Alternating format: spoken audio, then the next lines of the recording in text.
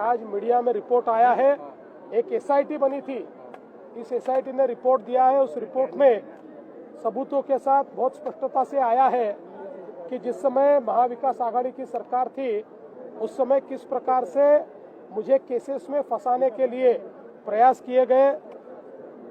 CP को आदेश थे, कुछ अधिकारियों को आदेश थे, बहुत प्रयास उन्होंने किए, झूठे बयान लेने के भी प्रयास किए, लेकिन वो यशस्वी नहीं हुए।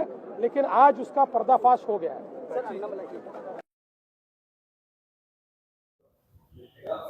जहां के इंसाफ की खास मुलाकात में हमारे साथ संजय पूनमिया जी हैं, जिन पर कई संगीन इल्जामात लगाए गए थे और उन्हें जो है बाज़ाब्ता तौर पर गिरफ्तार भी करवाया गया था और इसके बाद जो है उन्हें मजबूर किया गया कस्टडी में कि वो देवेंद्र फडणवीस और एकनाथ शिंदे का नाम अपनी तफ्तीश में ले और ये बताए कि उनके साथ ये लोग भी शरीक थे।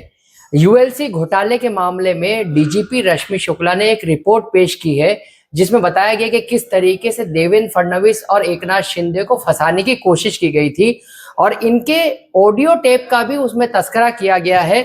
तो क्या था मामला पूरा, संजय जी बताएं हमें। 2016 में यूएलसी स्कैम ओपन हुआ था जिसमें कुछ बिल्डरों ने गवर्नमेंट ऑफिसर्स के साथ मिलके बोगस यूएलसी सर्टिफिकेट बना के गवर्नमेंट को देने वाले फ्लैट्स और जमीन बचा लिए थे। जब ये स्कैम 2016 में खुला, उसका प्रॉपर इन्वेस्टिगेशन हो गया। उस टाइम पे परमवीर सिंह साहब सीपी थाना थे, उनके अंडर ये पूरा मामला की तहकीकात हुई और चार्जशीट फाइल हो गई। उस चार्जशीट में मैं खुद एक विटनेस था और मेरे स्टेटमेंट उसमें दर्ज है। 2021 में मुझे पहले डीजीपी संजय पांडे की तरफ से उनके लीगल एडवाइजर मिलना आया और बोले भाई आपको परमवीर सिंह पे 2 एफआईआर लॉन्च करनी है। मैंने कहा मैं क्यों करूं? तो बोले वो आपको बहुत अच्छी तरह से जानते हैं, आप नजदीक है तो आपको सब डिटेल्स मालूम है, इसलिए आपसे गवर्नमेंट चाहती है 2 एफआईआर आप लॉन्च करो। मैंने कहा ये काम मेरा नहीं है, मैं नहीं करूंगा। तो संजय पांडे ने मुझे फिर ऑफिस में बुलाया और बोले अगर तुम नहीं करते हो एफआईआर तो तुमको ये चीज बहुत महंगी पड़ेगी। धमकी दी गई आपको? हमको धमकी दी गई, पर मैंने ऑफिस बुलाकर धमकी दी गई? ऑफिस बुला के धमकी। तो आप या डीजी ऑफिस गए थे? मैं डीजी ऑफिस गए थे। जो रिकॉर्ड्स है डीजी ऑफिस में, आप मेरी विजिटिंग बुक्स उस टाइम की निकालेंगे या वीडियो कैमरा निकालेंगे तो आपको मिल जाएगा। उसके बाद में एक के बाद एक 6 एफआईआर मेरे पे लॉन्च की गई।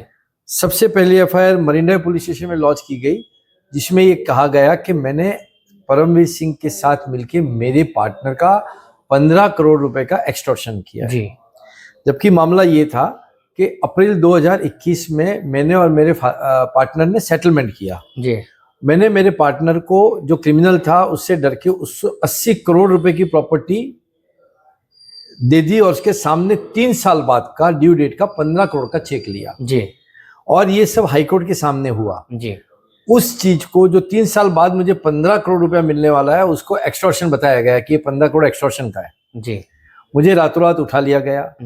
यहाँ पे बहुत सारे पर्दे के पीछे सीनियर आईपीएस ऑफिसर जो उस टाइम पे कमिश्नर ऑफिस में बैठे हुए थे वो सब ये काम कर रहे थे। थाना के डीसीपी इसमें शामिल थे। जब ये सब करके मुझे उठाया गया, मुझे पहले कोशिश की गई कि मरीन ड्राइव पुलिस स्टेशन में मैं कुछ स्टेटमेंट कराऊं, तो वहां मुझे वहां के एसीपी से मरवाया गया वगैरह, पर मैंने कुछ भी बोला नहीं। मैंने कहा जो झूठ नहीं है। तो आपको टॉर्चर कैसे करते थे वो? टॉर्चर मुझे सीनियर की कैबिन में लेके जाते थे और वहां एक एसीपी आते थे जिसका नाम शायद मुझे याद नहीं अभी, और वो मुझे मारते थे और बोलते थे कि भाई तुम परमवीर सिंह का नाम लो, तुम देवेंद्र फडणवीस का नाम लो। कि परमवीर सिंह जब सीपी थे थाना में तब यूएलसी स्कैम में देवेंद्र फडणवीस और शिंदे साहब शामिल थे और इन्होंने बिल्डर का एक्सटॉर्शन किया है। पर मेरे से कुछ भी लिखवा नहीं पाए। तो आपके भाई को भी गिरफ्तार किया गया था? आपको भी नहीं, मेरे एक दूसरे कजिन ब्रदर है, मेरे पार्टनर है बिजनेस में, उनको भी गिरफ्तार किया गया था। तो ये उनको किस लिए गिरफ्तार किया गया था? यही बोले एक्सटॉर्शन केस में मेरी मदद की थी उन्होंने। अच्छा। और सबसे बड़ी चौंकाने वाली बात यह है कि उसमें लिखा गया था कि परमवीर सिंह की वजह से ये सेटलमेंट किया गया था, डर के मारे। जबकि हमारा जब 21 अप्रैल को सेटलमेंट हुआ, जब Paramvir Singh commissioner of police Bombay नहीं थे। अच्छा। वो स्टेप डाउन कर गए थे। पर इस तरह की झूठी एफआईआर बनाई गई, रातों रात उठाया गया। और पहली बार ऐसा हुआ कि हाई कोर्ट का टाइटल पुलिस ने इन्वेस्टिगेट किया। टोटल इलीगल तरीके से सब हुआ। उसके बाद धीरे धीरे घटनाएं घटती गई। बोगस जो कंप्लेंट था श्याम अग्रवाल जो गैंगस्टर है, एमसीओसी के तहत मुकदमा चल रहा है, एमसीओसी के तहत मुकदमा था, वो उसने अपने ही वकील को स्पेशल पब्लिक प्रोसिक्यूटर करके शेखर जगताप को बोगस लेटर मंत्रालय से निकाल के अपॉइंट करवाया गया। उसमें भी आईपीएस ऑफिसर से सीनियर उन्होंने मदद की, जिसके सब प्रूफ है मेरे पास में और मैंने कोर्ट में सब प्रूफ दिए हैं। जो है एक डीसीपी है, एक एसीपी है और एक सीनियर पीआई के ऊपर संगीन इल्जामात लगाए हैं। लक्ष्मीकांत डीसीपी थे और सरदार पाटिल वगैरह को ये जिम्मेदारी दी गई थी। कुछ इस तरह के इल्जामात आपने लगाए थे उन पर। जी सर, वही बात पे मैं आ रहा था कि जब मरीन ड्राइव से कुछ नहीं हुआ तो मुझे सेम केस में और एक एफआईआर थाना रजिस्टर की गई और वहां ले गया जी।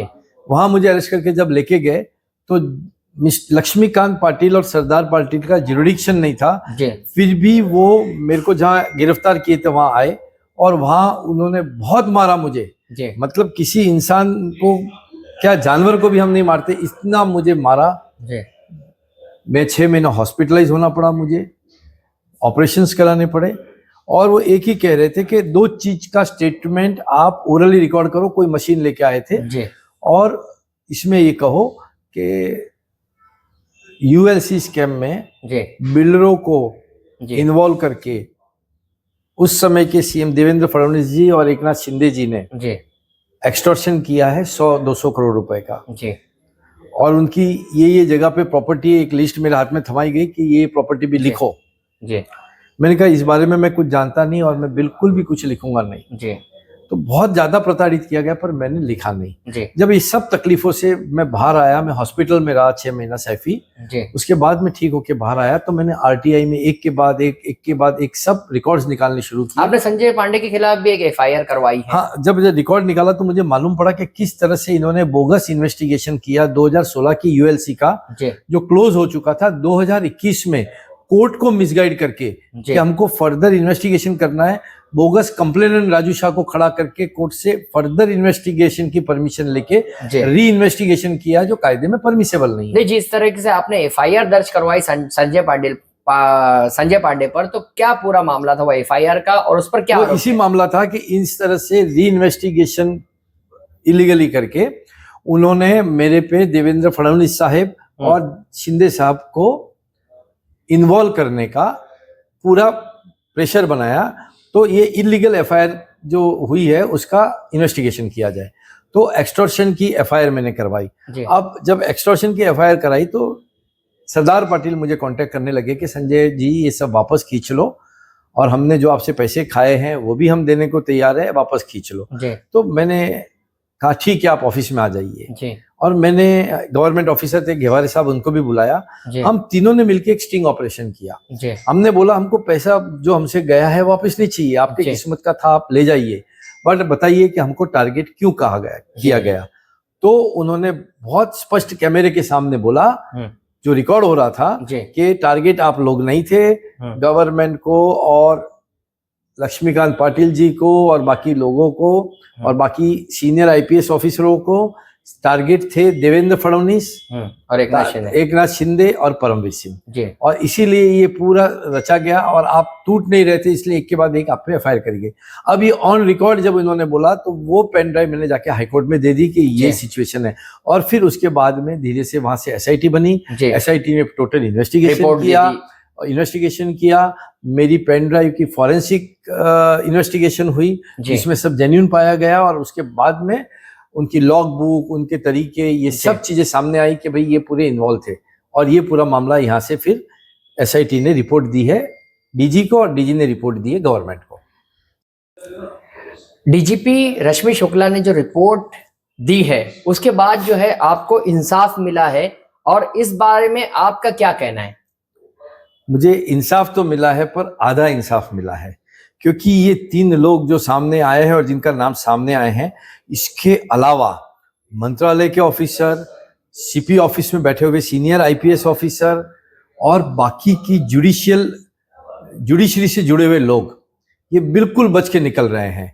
साथ में श्याम अग्रवाल, शरद अग्रवाल, शुभम अग्रवाल, ये सब जो कॉन्स्पिरेसी में शामिल थे, क्योंकि उनकी एक प्रॉपर्टी का डिस्प्यूट था कोई उदय पटेल के साथ में, और उनको लगता था कि ये प्रॉपर्टी भी जबरदस्ती ली गई है, और वो भी चाहते थे कि सीएम साहब और डीसीएम साहब तकलीफ में आए। ये सब लोग बच के निकल गए रिपोर्ट में, इसलिए मेरे को जो न्याय मिला है वो अधूरा नहीं। तो अब भी लगता है कि बहुत सारे लोग जो है बचे हुए हैं। मैं दावे के साथ और प्रूफ के साथ कह सकता हूं कि बहुत सारे लोग बचे हुए हैं, और अगर मुझे सरकार या कोर्ट इजाजत दे तो जो ऑफिसर हैं इसके पीछे उनको 1 to 1 मैं डायस पे बैठ के क्वेश्चन कैमरे के सामने पूछने को तैयार हूं कि आपने उस समय पे ये चीजें की थी, गलत या सही है, क्योंकि मेरे पास में सब डॉक्यूमेंट्री एविडेंस। ऑडियो क्लिप और दूसरी वीडियो क्लिप जो है वो इन्वेस्टिगेशन में ली गई है आपकी, तो उसी बुनियाद पर रिपोर्ट तैयार की गई है। तो उसके बाद जो है क्या आपको इन्वेस्टिगेशन में इस रिपोर्ट में शामिल किया गया कि नहीं? मैंने मेरी रिपोर्ट में बिल्कुल सब चीजें सच बताई है कि और कौन कौन इन्वॉल्व थे जी। पर जब रिपोर्ट का फाइनल कंक्लूजन आया कि 3 लोगों के ऊपर ही एक्शन हो रहा है, तो सही में दिल से इच्छा है कि बाकी के गुनहगार नहीं बचने चाहिए। संजय पुनमिया में ऐसी क्या खास बात थी कि पुलिस के इतने टॉर्चर करने के बाद भी संजय पुनमिया टूटे नहीं? ऐसी क्या वजह रही? क्योंकि बहुत सारे लोग तो ऐसे भी होते हैं कि थोड़ी बहुत उन्हें लालच दी जाती है तो वो चले जाते हैं, पार्टी बदल देते हैं, पद बदल देते हैं, लोगों की हमदर्दी बदल देते हैं, वफादारियां बदल देते हैं, लेकिन संजय पुनमिया ही क्यों नहीं टूटे? क्या ऐसी वजह थी? 2 रीजन है। एक तो मुझे खुद को पता नहीं कि हिम्मत मुझे कहाँ से आ रही थी, शायद ये हिम्मत मुझे ऊपर वाला ही दे रहा था कि गलत मत करो जी। और दूसरा रीजन ये है कि ये स्टेट की किस्मत है कि ऐसे अच्छे लीडर मिले हैं जी, और इनको इन्वॉल्व करके मैं पाप का भागीदार बिल्कुल भी नहीं बनना चाहता था जी। ये 2 रीजन थे कि मैं नहीं टूटा। ये थे संजय पुनमिया जी जो बता रहे थे कि यूएलसी घोटाले में किस तरीके से फ्रेम करने की कोशिश की जा रही थी। एकनाथ शिंदे और वजीर आला देवेंद्र फडणवीस को उन्हें पूरी तरह से सुपारी दी गई थी। एक तरह से सरकार ये चाहती थी कि देवेंद्र फडणवीस और एकनाथ शिंदे को फंसाया जाए, लेकिन उस दौरान जो है संजय पुनमिया ने हिम्मत नहीं हारी और टॉर्चर के बाद भी जो है उन्होंने अपना बयान पुलिस को नहीं दिया, जिसके बाद जो है ये लोग नाकाम हो गए। जहां के इंसाफ की खास रिपोर्ट।